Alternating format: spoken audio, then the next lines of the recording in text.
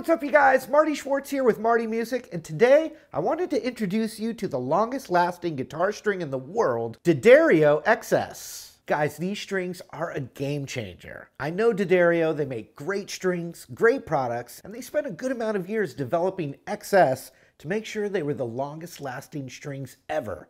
And they succeeded. XS strings are great for people who don't like changing strings. They last so much longer, you'll need to change strings way less. And due to the special metal they developed, they stay in tune better too. Even though they're a little more expensive than a regular set, you're gonna save money in the long run since you're not gonna have to buy as many sets. And you'll sound better while saving that money. So if you're wondering why they last so long, D'Addario came up with a special coating process, which means they put a little something extra on the strings to prevent them from all the stuff on our hands and in the air, which normally breaks them down. This coating also makes them a little smoother feeling, which is nice. And they sound amazing, just like all D'Addario strings. Just listen.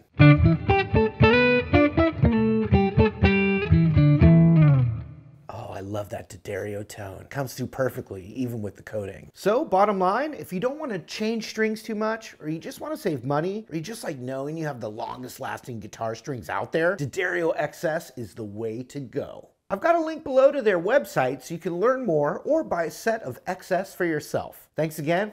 We'll see you later. Hey, what's up you guys? Marty Schwartz here with Marty Music. Excited to break down a little soloing concept for you right now. If you haven't yet, I appreciate you subscribing here to the Marty Music YouTube channel as well. That helps me out. And then hopefully what helps you out and helps me out is you checking out the links below for free courses, the gear I use, the request link, Patreon, all kinds of great resources for you. So check it out. Thank you. Let's break it down. All right, I'm going to approach this from a basic E blues with the classic 12th fret E minor pentatonic scale.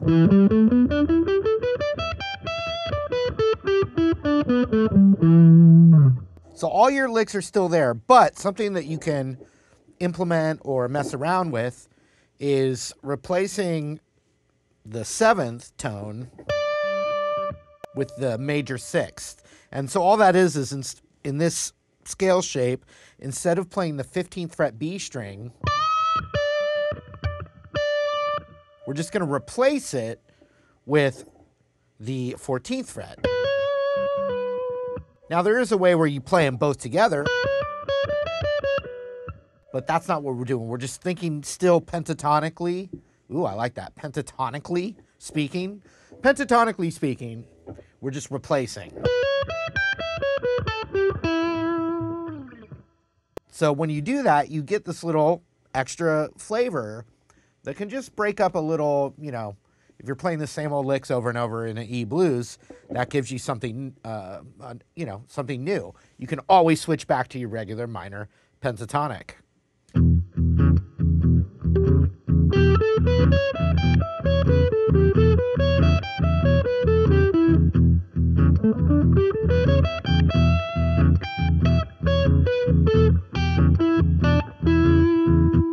So that was just kind of going up and down, right? But something that you'll get a lot.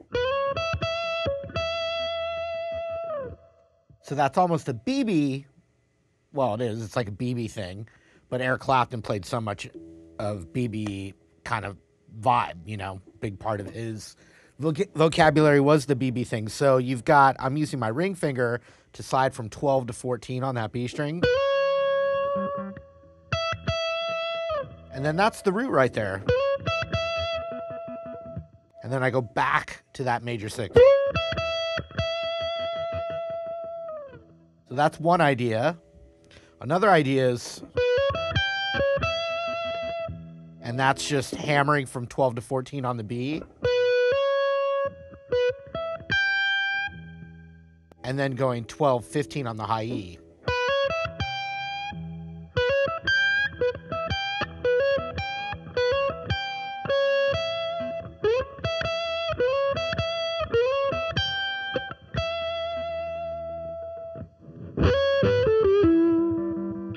So then the other thing is when you're doing a little microtonal bend on the 15th fret high E right there, if you go too high, you end up on that major 3rd.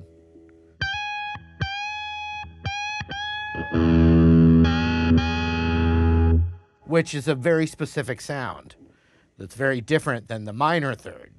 Now, if you do the minor third,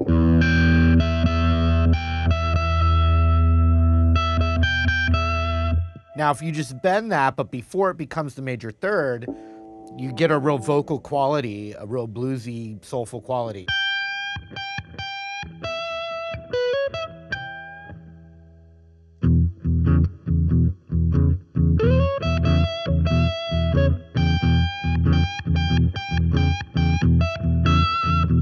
So when you're doing that little microtonal thing, you don't hear it going down. You're only hearing it just go a little bit upward, and then it mutes and then goes upward. Not, you're only hearing the up part of that.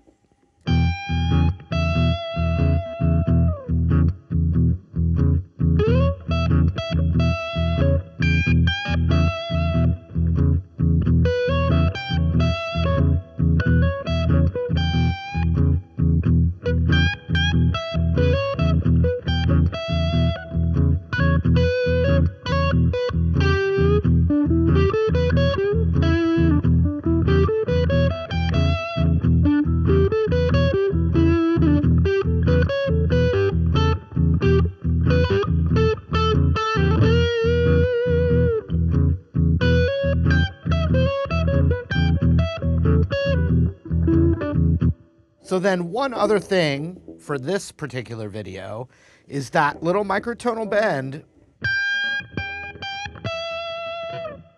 Kind of want to use your ear to hear that sound.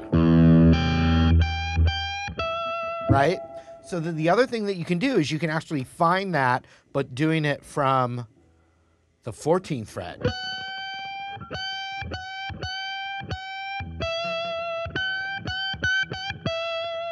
So I'm not going all the way to the major third. I'm going below it and just a little bit up.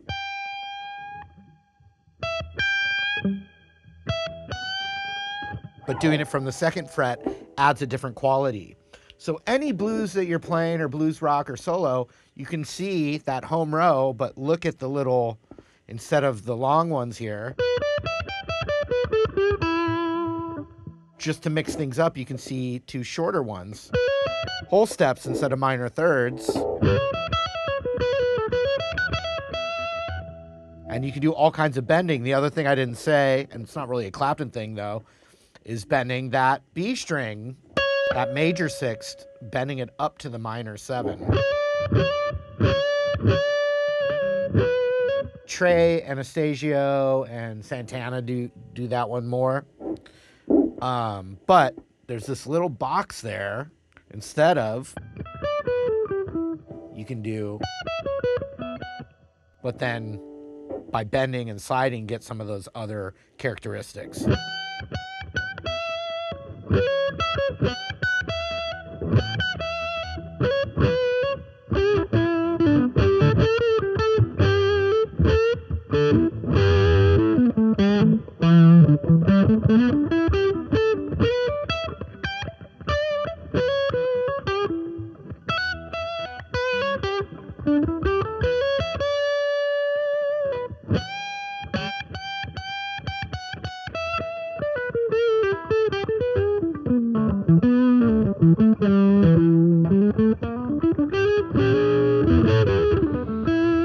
All right, you guys, really appreciate you watching the lesson. Hope you enjoyed it, got something out of it.